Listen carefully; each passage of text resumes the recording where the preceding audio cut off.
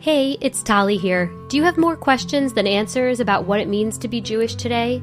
If you love the thought of exploring those big questions without expecting neatly packaged answers, check out Wondering Jews with Michal and Noam, a chart-topping podcast from Unpacked, a division of Open Door Media. Each week, legendary educators Michal Biton and Noam Weissman invite their listeners to join them as they wonder together about the big questions being asked by Jews and about the Jews, bringing curiosity, humor, and more often than not, some rather lively debate. So if you're looking for a thought-provoking show that favors the journey over the destination, Wondering Jews with Michal and Noam is the podcast for you. Subscribe wherever you get your podcasts today.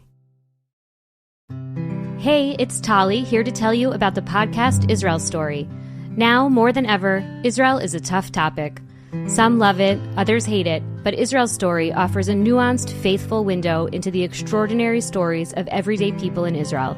Beautiful and ugly, tragic and inspiring, ridiculous and heartwarming. Check out hundreds of timeless episodes in their back catalog, or dive into the 65 Wartime Diaries episodes capturing slivers of life right now. Hear voices from soldiers to survivors, farmers to rabbis, Jews, Christians, and Muslims, and connect with this complicated, amazing place.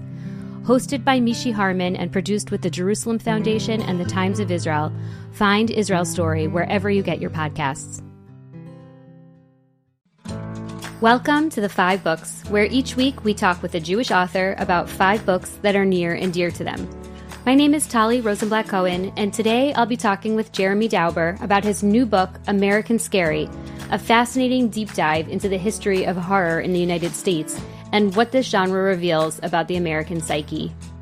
We have these very basic fears that sort of continue over and over and repeat. Fear of the other, fear of the person next door, and understanding that this is an iteration of something long past and seeing sort of the damage that it's done at different times might enable you to minimize it or shape it or channel it in a different direction.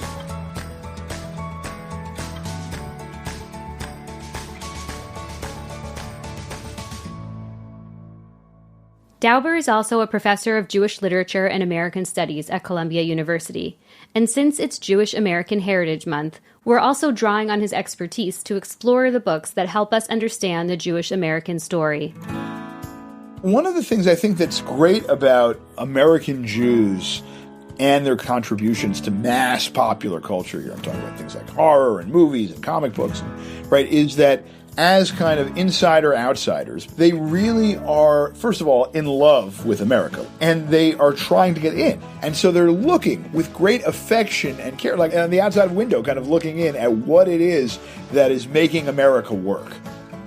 Some of Jeremy's previous books include The Worlds of Sholem Aleichem and Jewish Comedy, A Serious History, both of which were finalists for the National Jewish Book Award. As J.A. Dauber, he's also the author of the YA novel Mayhem and Madness, Chronicles of a Teenage Supervillain, which was a young adult's choice of the Children's Book Council, and a new middle grade novel titled Press 1 for Invasion, which will be published this September. Dauber's perspective on Jewish identity and storytelling goes beyond just the American experience.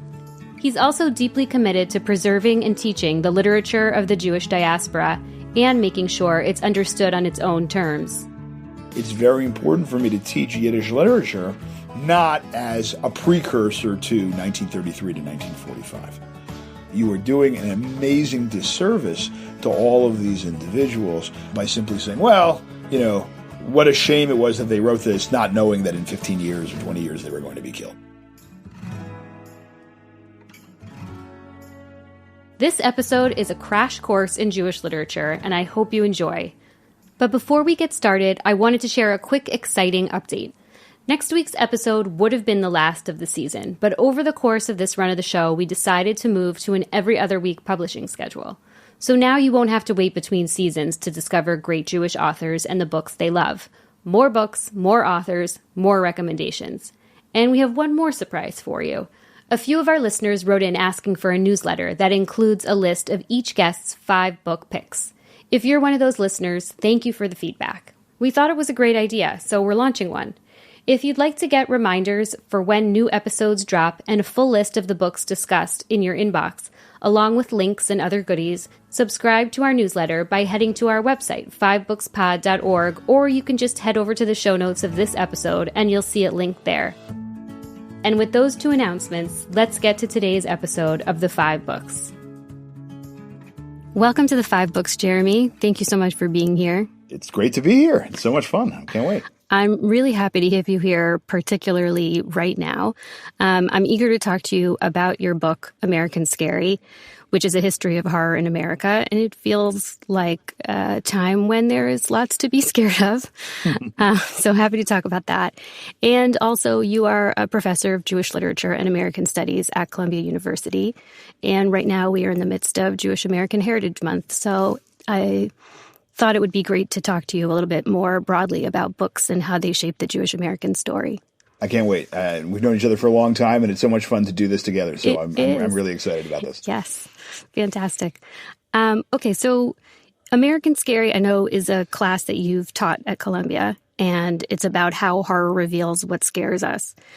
I think people might be surprised to know that you're also a scholar of Yiddish literature and teaching and writing about horror. So would love to know just what drew you to horror and if there are any connections between those things that we might not expect.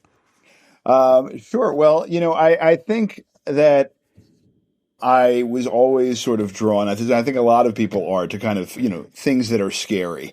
And both in the way that, there's this push-pull with it, you don't want it, but you also want it at the same time. And also as maybe the budding scholar that I was trying to figure out why was I scared? Why were other people scared of things? What made something scary? And it turns out that as a professor of literature and as a cultural historian, humor and horror are great ways of thinking about what makes a society tick, right? At the beginning of American Scary, I say something like, show me what scares you and I'll show you your soul. And I think that's right for countries and people as well. I was always interested in Jewish literature, even as a kid. One of the things that I was the most interested in when I got to Yiddish literature were both the funny bits, of which there are quite a bit, and the scary bits, of which there are also quite a lot. And, they came together. My first book was about sort of the beginnings of Jewish comedy in Hebrew and Yiddish literature. And my second book was about basically the supernatural and early modern Yiddish literature. So things that went bump in the night for early modern Jews. Things that went bump in the night. You've written books about comedy, Jewish comedy. It's more common, from my perspective, I think, that Jews tend to channel all of their fears into comedy instead of horror. Is there a reason for that, you think? Well, it's a good question. And it's funny because I was thinking about that a lot when I was writing this horror book, because I'd written before this a history of comic books, American comic books, and Jews are all over that story. And, before that, I had written a history of Jewish comedy with a lot of focus on American Jewish humor. And obviously, American Jews are central to American comedy. But when you talk about horror in America, there's some very important figures, but it's really much less. And I think that when you're saying, we think about sort of Jews as channeling through comedy, we're really thinking about American Jews. Because when we think about Yiddish literature, for example, everything's a horror story. And really not always played for comedy. Sometimes it is, like in the work of Sholem Aleichem, whose biography I also wrote. But most of the time, there's some flat out scary, fearful stuff that's going on. And I think that in America, that, in some ways, this was the golden Medina. This was the golden land for many Jews. And, this was a place where things did not seem as scary for a very long time. And that, I think, tamped down the horror element in sort of the American Jewish production. Or if it was there, it was mixed in with this kind of, maybe we're joking, maybe we're, this kind of comedic sort of aspect to it that was a little bit softening, a little bit domesticating. That's my working theory. I'm persuadable, and I'm also persuadable that this may change. But that, I think, explains sort of the long American, not as much Jewish horror in there and a lot of Jewish comedy. Book 1, A Jewish Book from Childhood, A Treasury of Jewish Folklore by Nathan Asabel. I grew up in a modern Orthodox Jewish family. Our families knew each other, so it was and as a result, there were these long Shabbat afternoons where you didn't play video games, you didn't, have electronic. I mean, we didn't have the internet then anyway. And so what were you going to do other than read?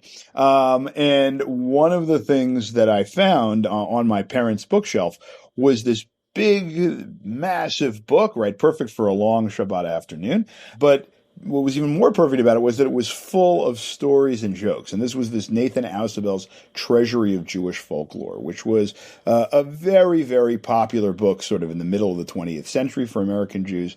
And it contained just a tremendous number of folk tales, of Jewish jokes that were kind of spread around. They were divided into different groups, different themes. There were different kinds of Hasidic tales and fables and all sorts of almost everything you could imagine between the covers of this multi-hundred-page book. And I went over and over again. And that in some sense became part of my DNA of, I guess, what I found funny, but also what was, for me, kind of Jewish comedy. And the thing that was wonderful about Ausubel was that it did not particularly have a solely American focus. It had a lot of American Jewish stuff, but it combined it with lots of stuff from Eastern Europe. And it also combined it over hundreds and hundreds of years of Jewish history. It was not only modern focused, but it really sort of went all the way from sort of the Talmud on. And when I wrote my history of Jewish comedy years later, and when I taught it at Columbia for these years before I even started writing it, those were two principles that I really tried to keep in mind. And when I talk to audiences, I say, Jewish comedy is not something that sort of begins, in the vaudeville era and is sort of focused on the United States. It really is sort of a phenomenon that lasts as long as where Jews are. And really, I think it probably dates all back to Ausubel for me. What were some of those early bits of comedy? He has sort of different selections from the Talmud and from the Midrash. He has sort of fables from there, or sort of riddles and things like that. Now, a lot of that in Ausubel's writing gets turned into a kind of mid-20th century Americanese, but nonetheless, you can sort of feel the kind of different bones of the original material trying to make its way out. And it was fun to kind of discover some of that nifty variety as an adult. And then, what did you study in college? So in college, I did two things, one of which was that I studied, my major was in something that was interdisciplinary social sciences and theories, nothing to do with much of this, but it was very interesting in sort of trying to determine how culture and societies worked, which has been useful sort of in my later career. And then I took a lot of classes in Jewish and Yiddish literature, mostly with Ruth Weiss, who at that point had just recently arrived. She would later become sort of a much better known faculty member on the Harvard campus, but at that point she really wasn't. And so I was able to take a lot of classes with her. And she, really introduced me to many of the figures of Jewish literature and Jewish writing that I would then go on to study and write about and teach. I wonder what it is that drew you to studying Yiddish literature. What made that something you wanted to pursue? As everything in life, part of it was contingent in that, it was for my first year in college, and I was not thinking about doing anything relating to Jewish literature, Jewish studies. And it turns out that my parents ran a clipping service. The internet was not there at the time, and so you couldn't forward. You actually had to forward actual things in an actual mailbox. And I didn't have anything to do that summer, and they sent me a clipping about an internship at something that was then called the National Yiddish Book Center.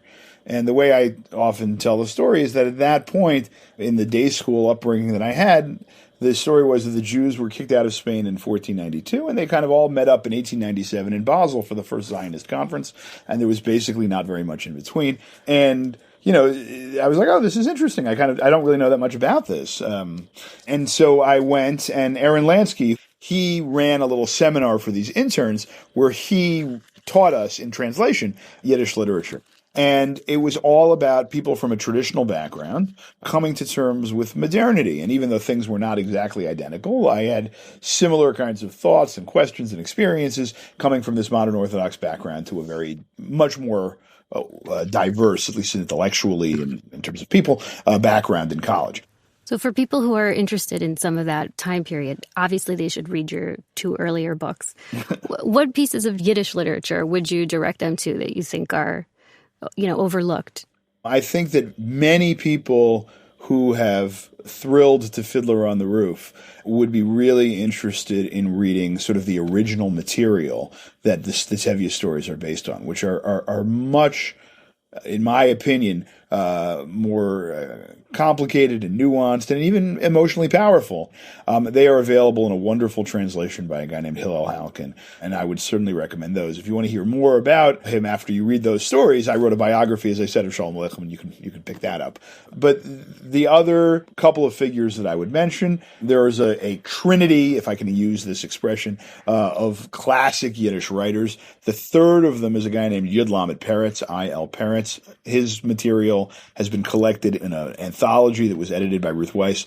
Some people who are listening to this have probably heard the story of Buncher the Silent. That name may be a little bit resonant. And then, in a very different way, my student, Jessica Kurzane, has gone digging in the archives of the Yiddish press and found this wonderful writer that really had been, I think it's fair to say, really lost to obscurity, a woman named Miriam Karpilov, who wrote a series of novels, but one of them, called Diary of a Lonely Woman, I believe is the translation, is sort of like a Sex and the City written in New York in like 1911. And it's wonderful, and Jessica does a phenomenal job sort of bringing it to life, and I would highly recommend that. Also to show the kind of diversity of what Yiddish literature was. We tend to think of it as Tevye or as Buncher, but it really is also really cosmopolitan. It's men, it's women, it's big cities, it's little stuff. It's all of these things. And so juxtaposing those would be fun for your first steps out, so to speak. Amazing. I'm excited to add those to my to-be-read pile.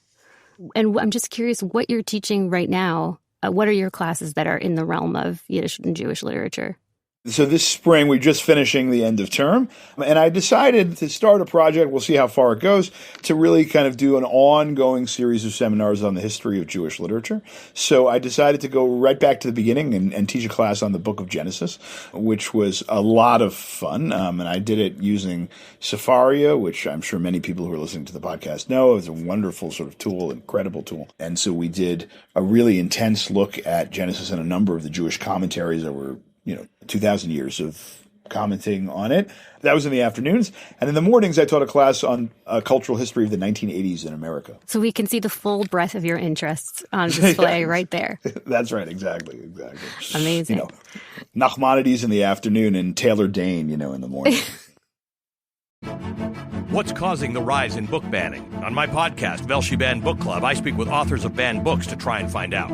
I think what they're really objecting to is that a young person has perceived the hypocrisy and corruption of the generation that has created their world. This book saved me in a lot of ways, and then I published it hoping to help people find a blueprint to heal. Season 2 of Velshi Banned Book Club. All episodes available now. Look, it's a tough task to approach big questions with humility and a bit of humor. So if you're looking for a companion to the 5 books, you should also check out No Small Endeavor, the award-winning podcast from our friends at Great Feeling Studios and PRX.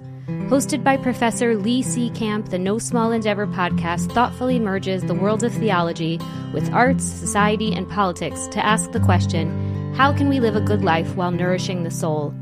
That answer and insight is provided by a stellar lineup of guests, including The Office actor Rainn Wilson, Revisionist History's Malcolm Gladwell, and a wide range of writers, thinkers, and philosophers.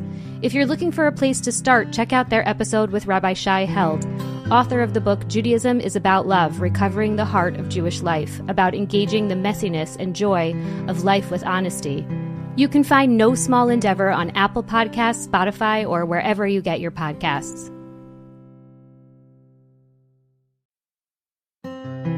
Book 2, A Jewish Book from Adulthood, The Book of Esther.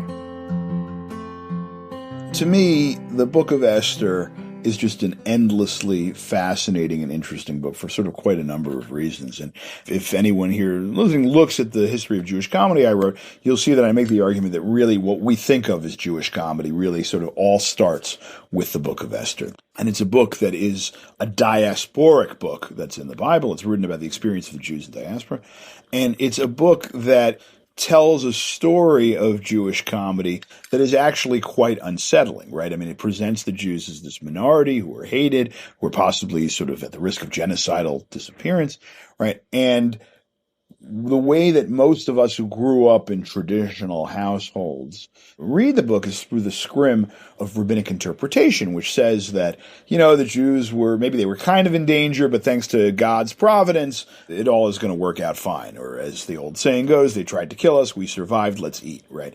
But the book itself, very famously, right, doesn't have God's name in it. And if you read it with the tools and the eyes of an adult and sort of a literary critic, what you see is the possibility of Jewish survival being contingent on a series of circumstances which are so haphazard as to be almost random. And of course, the central metaphor of the book, which is the lottery, really talks about that kind of uncertainty. And that is the kind of black comedy, the kind of dark comedy at the heart of the diasporic Jewish condition, which is to say, we think of ourselves as special, we think of ourselves as this chosen people, but is this a story that we're telling ourselves? Is this some kind of joke? And that kind of knife edge that we walk on, in some sense, is the heart of being an adult in the modern Jewish existence, sort of taking one's faith if one is a believer, or taking one's existence if one is not, seriously with all of the possibilities, the conceptual possibilities that are open. So to me, the Book of Esther has become more powerful and more meaningful with every year. My favorite joke, of course, in the book, I always ask people this trivia question: what is the last thing that happens in the Book of Esther? And basically most people don't remember. But it is, of course, that there's a tax that is raised. So basically everything goes back to the way it was before, except the taxes are a little higher, which seems like a perfect kind of metaphor for something. And the message there really is, everything could be upside down in a moment. I think that's part of it. And part of the message is that heroism is standing up and saying that you're Jewish. The book doesn't have a name in its first appearance, right? But we've all agreed to call it, and I think quite rightly, to call it the Book of Esther. And Esther's heroism is not that she is particularly ritually observant, right? That's not obvious, at least from a plain reading of the book. It's certainly not that she is ensconced in the hearth of her Jewish community. She spends all the time not with all these other Jews. And it's not that she is a great rabbinic scholar, right? But her heroism comes from the part when it matters, she comes and risks it all, personally speaking, certainly, for saying, I'm Jewish, and this is my people. That's enormous. That's what it's about, right? We could say it was providence, or we could say it wasn't. But what matters is the decision that Esther makes to act on that. Book 3, 3 books that have shaped the Jewish American story. Bread Givers by Andrea Jezierska, Rosemary's Baby by Ira Levin, and Mouse by Art Spiegelman. Okay, so usually we talk about book 3 as being a book that changed your worldview, and I'm sorry that I'm taking that away from you. But, given that you are a professor of Jewish literature and American studies, I really wanted to hear from you what books you think have shaped the Jewish American story. So you gave us 3 books, and I would just love to hear why you chose those 3 books. Okay. It is no fun if you just sort of simply accept the premise of any question that's given to you. So I was mean to Tali. Good. And gave her 3, and they're 3 kind of unusual ones. But I think that they, in some sense, tell a kind of American Jewish story. And part of what we do as academics is we always reject the premise to say, is there something that's central to the American Jewish experience? What does that even mean? I don't even know. Right. But here are 3 that speak in different ways to an American Jewish experience. So the first one is a wonderful and fascinating novel by a writer named Andrea Jezierska, who really flourished in the early part of the 20th century. She wrote in English, and the novel that I'm talking about is called Bread Givers, which is kind of an Anglicism of this Yiddish Brotgeber, of like the person who puts the bread on the table. The subtitle is something like The Struggle Between a Father of the Old World and a Daughter of the New. And it's told really from the perspective of a young woman with this tyrannical father who's really trying to establish a kind of patriarchy over the daughter, really takes all of the family earnings, really is sort of parasitical in these kind of terrible ways, and her struggle to kind of liberate herself from under his suffocating shadow. And in some ways, that is part of the story that we often tell kind of about America. And American Jewry is of saying, well, this is a land of freedom, and that freedom is about sort of, separating oneself from sort of things that we're behind, that America is this land where all sorts of things are possible. And in some ways, Jezierska's biography is complicated and doesn't end quite as well as one would have hoped, but she was herself was sometimes called the Cinderella of the tenements because her books were sort of become huge successes. Some of them became movies, and she would end up being, a quite well-known name. Her books were known beyond just the Jewish population. Some of them were, yes, for sure.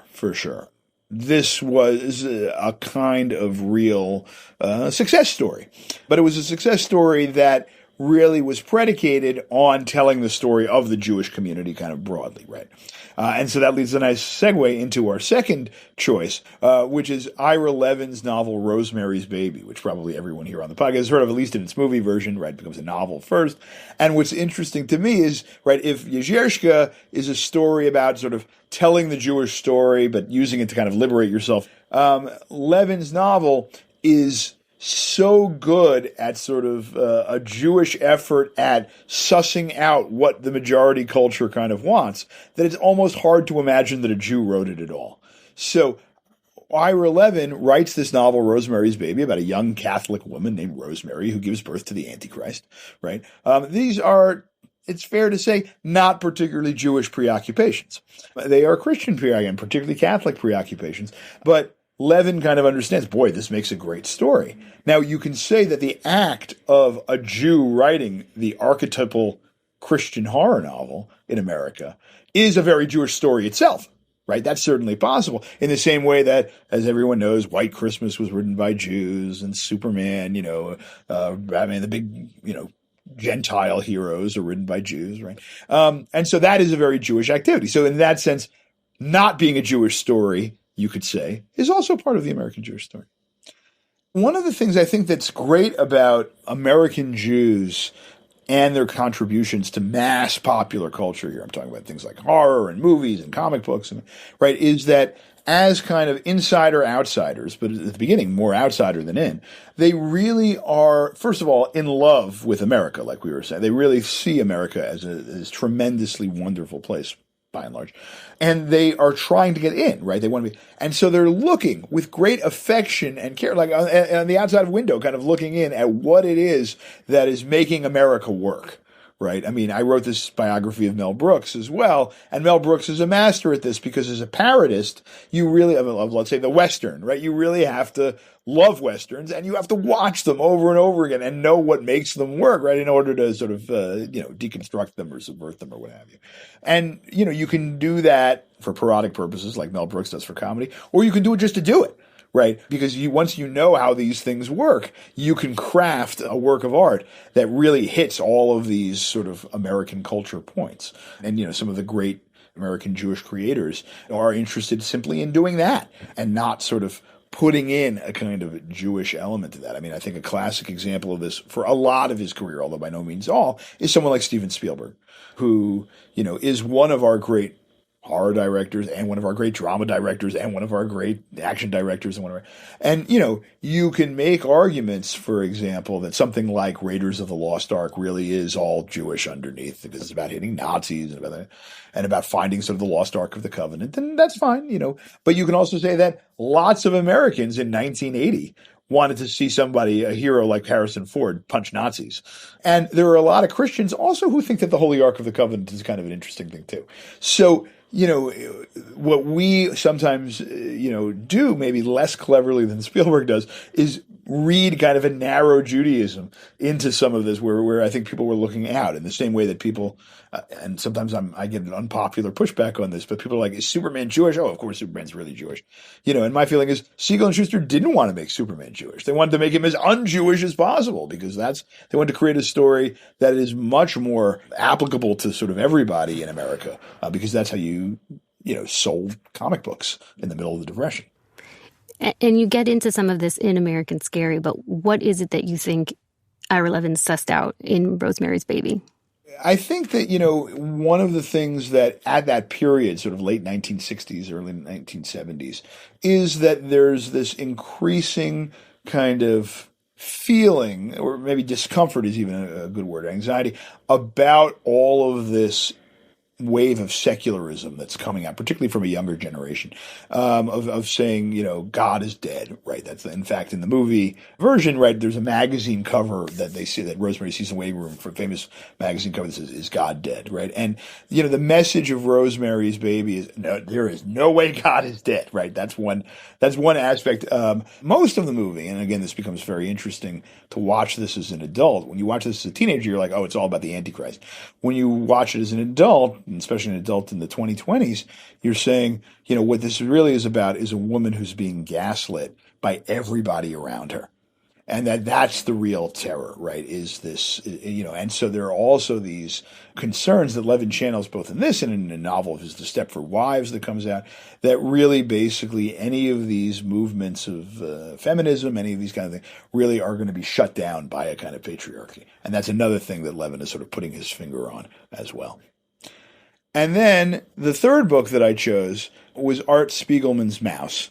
And I chose that one to say that for good or for ill, and I think in many ways both, the Holocaust has become central to the American Jewish experience. And writing about the Holocaust and thinking about the Holocaust has become an extremely important part of this. Now, as you saw from my previous choice, the Book of Esther, I'm very alert and alive to the questions of anti-Semitism, the questions of genocidal intent, and the importance of historical memory in that way, right? What Spiegelman's biography and autobiography, it's a biography of his father and an autobiography of himself, shows is the way in which that preoccupation can be both creatively fruitful and also deeply troubling and even traumatizing. And that is an interesting part of the story. Again, I make no moral judgments on that. And I think, having taught Mouse dozens of times over the course of my career, it's a phenomenal and hugely important piece of art and an important part of the American Jewish story. But one of the reasons that it's so great is that it is also troubling, as all the best works of literature are. Can you say a little bit more about what's troubling? Well, I think, it's certainly the case that Spiegelman, or I'll call him Art because his father is also a Spiegelman, is very much put in a particular place because of his father's experiences and because of the way in which those experiences impact him and his inability to liberate himself from those experiences, or certainly his perceived inability to do so. And that creates a kind of narrative in which he is captive to this trauma, right? And a way in which one could argue that one of the essential stories of this generation is to be traumatized in these particular ways. And Spiegelman, I'm talking about Art Spiegelman here to his credit, is very aware of this. He's very aware that his story and his relationship to his father is not the only story that someone could have with a survivor parent. But it becomes a kind of way of thinking about what does it mean to have the Holocaust in American life. Interestingly and obviously, that one is really the one of the three that probably most American Jews would have agreed on your pick of saying like, oh, that makes sense to me that's, part of the Jewish American story. Yeah. There are many ways in which having that kind of historical memory is hugely important. And there are kind of ways in which we want to make sure that it is in its proper place, but also, in its place balanced with all these other kinds of elements. One of the things when I came to Columbia many years ago was to say, it's very important for me to teach Yiddish literature, which is the literature of Eastern European Jewry, mostly for many hundreds of years, not as a precursor to 1933 to 1945.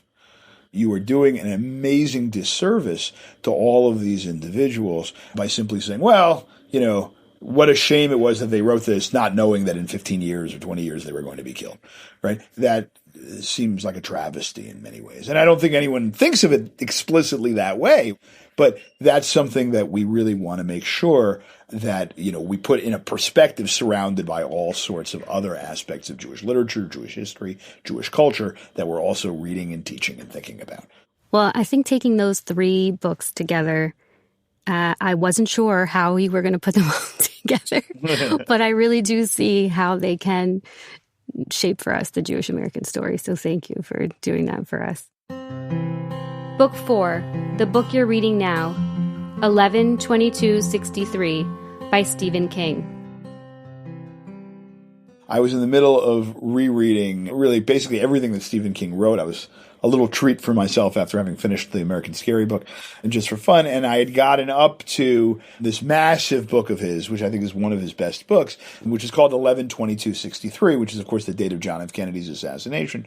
It is kind of a horror novel, right? But it's not only a horror novel, and it's really about, this doesn't spoil anything, a person who is able to take advantage of a wormhole in time to go kind of back in time to right before the Kennedy assassination, and thinks about whether or not he is going to prevent that assassination, because now he has the power, presumably, to alter history. That's all I'm going to say, not to spoil, because I'm not going to spoil for you out there in case you haven't read it. But I do think one of the things that it does so well, and the King does so well, is talk about the past and saying, what is the weight that past has on you? How does it affect the person that you are now? How do you look at it differently now that you're sort of a little further down the timeline, so to speak? And I think that, King's novel does all of those things, as well as give a very sort of thickly, wonderfully described a sense of that kind of moment, which King identifies as kind of a hinge point in American history where things started to change, and not for the better. Now, that is, both Tali and I are a generation later than King, so we may have a different point, but it's a very sort of interesting and I think powerful sort of temporal point for a lot of people, and it's interesting to see that perspective as well. Yeah. Is this your favorite Stephen King book, or do you have one that's your favorite? That's a good question. I don't think it's my favorite. No, I think it's one of the ones that I think is one of its best. But I think for all sorts of sentimental and actually, it's probably it, which is not a very creative answer, but I think it happens to be the right one, or the right one for me. It's worth all the 1,100 pages. Book 5, the author's latest book, American Scary, A History of Horror from Salem to Stephen King and Beyond, by Jeremy Dauber. You noted earlier that you opened the book with, show me what scares you and I'll show you your soul, which is amazing and such a incredible framing for the whole book. What do you think we gain when we know what scares us? Self-knowledge is always kind of useful.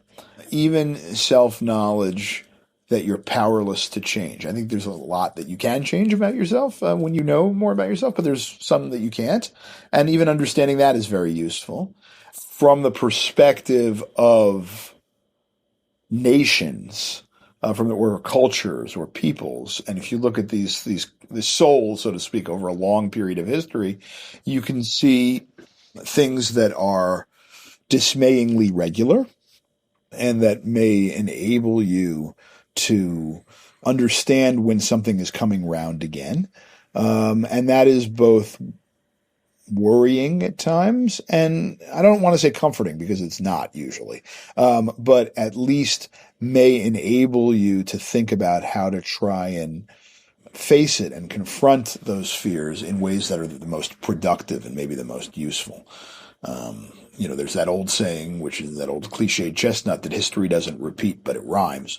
And I think that that's true with fears. We have these very basic fears that sort of continue over and over and repeat and cycle over and over again. Fear of the other, fear of the thing above, fear of the person next door, and understanding that this is an iteration of something long past and seeing sort of the damage that it's done at different times might enable you to minimize it or shape it or channel it sort of in a different direction that may be more useful. You do a brilliant job of linking fiction, movies, etc., to the underlying fears at the time. And you talk about how Americans use horror as a catharsis for real-life fears and anxieties. Can you tell us maybe a few examples of those links and maybe even some of the ones that most surprised you? Yeah, I'll start with one that was sort of unsurprising, and I'll start with something that I found very surprising. It was not surprising to me that when, for example, the atomic bomb, when Hiroshima starts, right, that everyone says, this is terrifying, and we now have the power to basically destroy the entire planet, and it can happen immediately. And so that wasn't surprising. That was a fear. It was also not that surprising that fear in the 1950s, because it was such a scientific and technological fear, took the form most prominently of science fiction horror, and particularly kind of alien invasion, so that instead of, you didn't really want to focus on the fact usually that it was the Russians that were going to do this, so you displaced that fear onto aliens from outer space with that death rays, and then also you knew, at least you thought in the 1950s, you weren't going to be able to beat the Russians like that, but that you could somehow find the secret key to drive away the aliens and destroy them and, save the planet or something like that. And that was the catharsis that could happen. So that was an example of how you really see it fits very neatly. It's not very hidden. In a lot of ways, it's not so surprising. The thing that really surprised me, I will say, is that, I started thinking about this book at the tail end of the active part of the COVID pandemic, let's say. I had been saying to a number of people over the course of the pandemic that, when we write histories of the early part of the 20th century, we will be rewriting them. Like all of us who grew up reading these histories of the 1920s and whatever, we didn't hear that much about the flu pandemic of 1918 to 1920. We heard a lot about World War I, and we heard a lot about the trenches and all that. And I said, nobody's going to write those histories that way anymore. Everyone's going to write about both World War I, but also this pandemic. But I said, I'm sure there are going to be horror stories about this pandemic. They killed tons and tons of people. It was crazy. And, you don't find it. There are exceptions. There are always exceptions that prove the rule. But you would have thought it would be everywhere. And it's not. And then, someone pointed out to me quite correctly, they were like, look at television now. It's like you watch TV now. And with very few exceptions, it's like the pandemic never took place in the sitcoms that are going on and in the dramas. People aren't wearing masks all the time. They weren't social. People really just did not want to talk about it.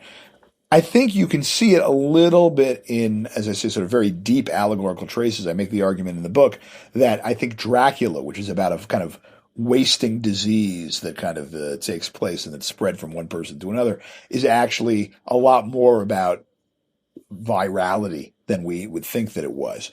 But there's really not that much of it. And that was genuinely surprising. And I mean, you also talk about the fear of the other and heightened periods of times when there are marginalized groups undergoing changes. So can you give us some examples of that?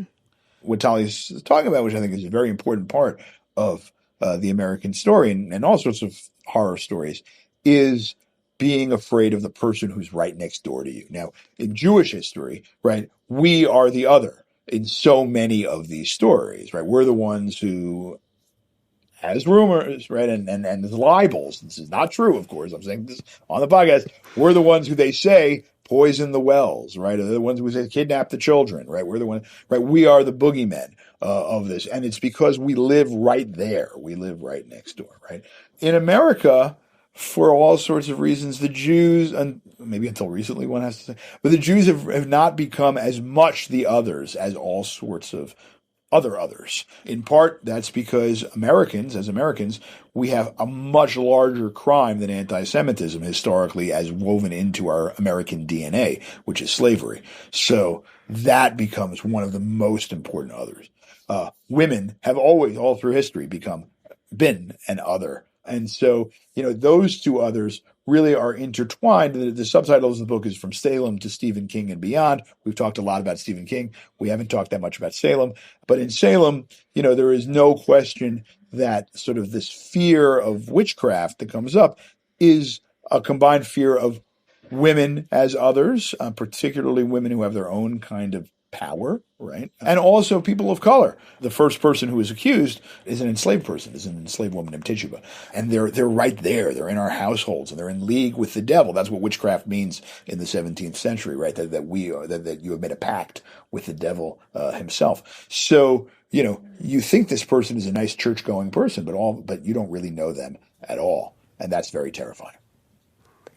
Yeah, I'm not someone who is drawn to horror, but after reading your book, and being able to see it in a totally different perspective, it made me want to go back to some of these stories and reread. You talked a little bit about Jews being the other, and you do touch on some Jewish stories in there, particularly Jewish American fears, post-Holocaust, and I.B. Singer's story, The Cafeteria. So I'm curious if you could talk a little bit about the Jewish angle on some of these scarier horror stories.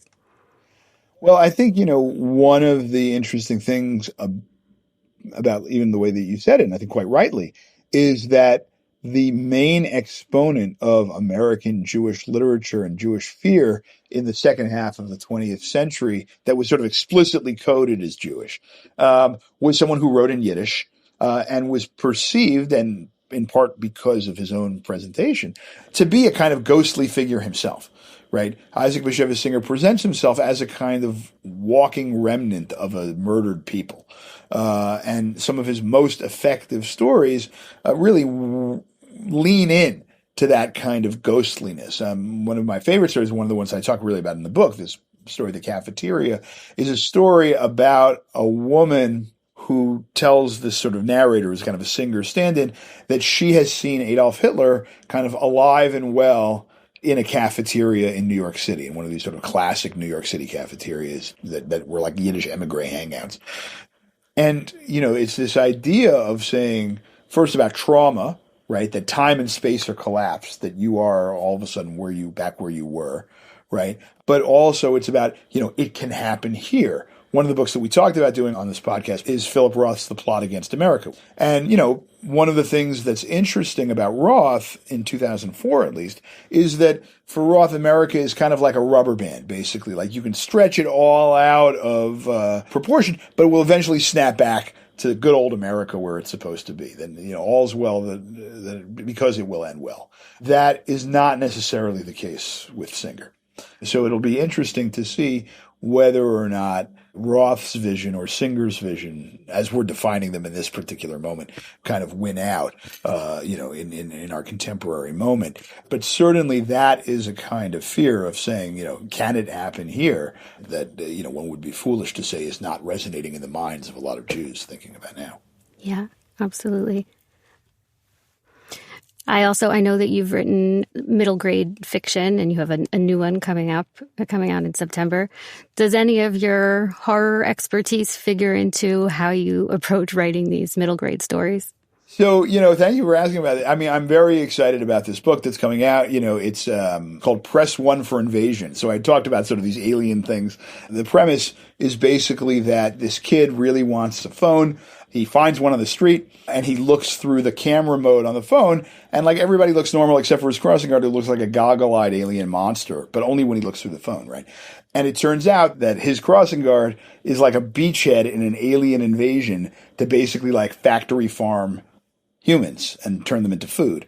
But the lunch lady, who's also an alien, has turned vegetarian, and they teams up with the kid. She's the one who dropped the phone and teams up with the kid to like stop it. So it's a lot of fun. Both my children, who are not diplomatic at all, they both read it, and both my boys read it. They both like it. So I think your kids will like it as well. I think that, you can even see from this that there's a lot of sort of classic horror bones in this. It's not scary in the way that a horror story really is. It's sort of more fun, but it's got the kind of science fiction alien invasion thing. It's got a Hansel and Gretel vibe to it, right? It's like, you want to eat up the kids.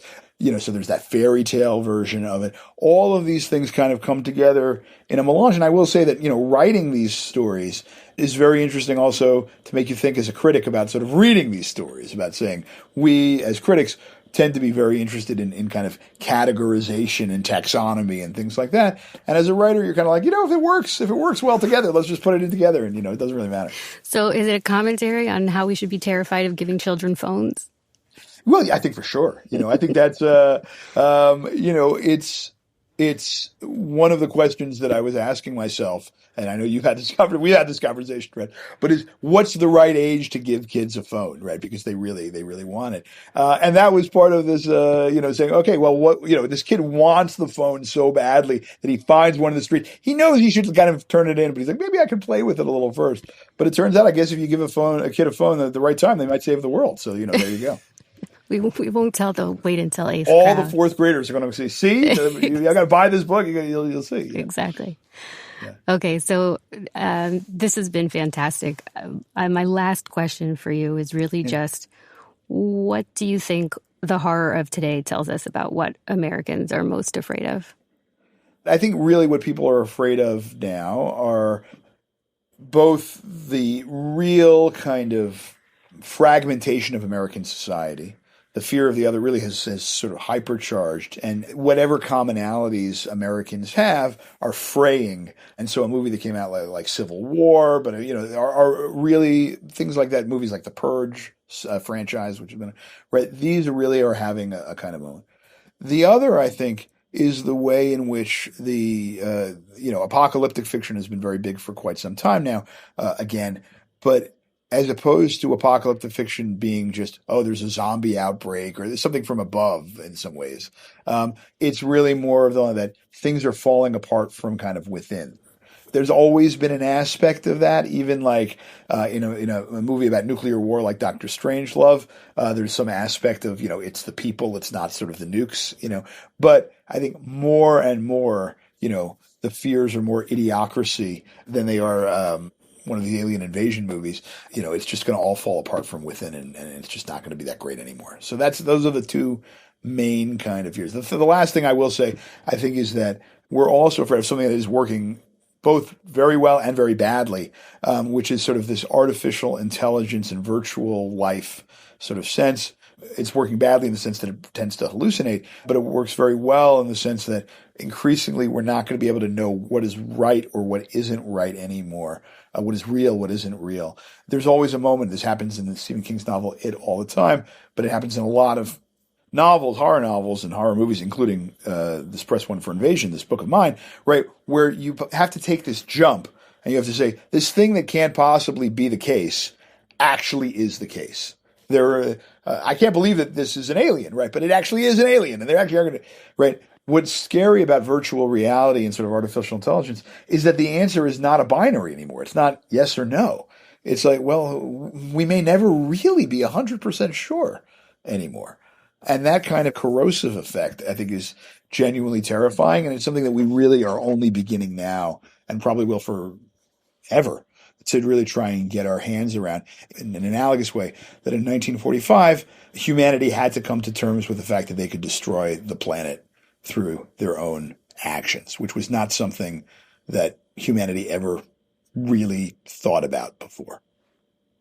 So that's cheery. Yeah, I was going to say, it's so interesting the way that they all kind of overlap and the Venn diagrams of things deteriorating and also just not knowing right from wrong or truth from untruth. But even if it's not the most optimistic, I think we will all sort of read pop culture and read horror a little bit differently, having spoken to you. This was fantastic. I wish I could sit in on all of your classes. That's kind of you to say. Thank you. This was so much fun. Thank you so much for joining us today for the 5 books. Our guest today was Jeremy Dauber, talking about his book, American Scary. You can find a link to the book and all the many others Jeremy discussed in our show notes. A reminder that we're launching our newsletter to keep you up to date with new episodes and links to all the books directly into your inbox. You can sign up in the show notes or on our website, 5bookspod.org. If you enjoyed the show, please be sure to subscribe and share with friends and family and rate and review in Apple Podcasts or wherever you listen. Rating and reviewing really does help new listeners find our show. You can email us feedback or author recommendations at team@5bookspod. You can find us on Instagram at 5bookspod or on Facebook, The 5 Books Podcast.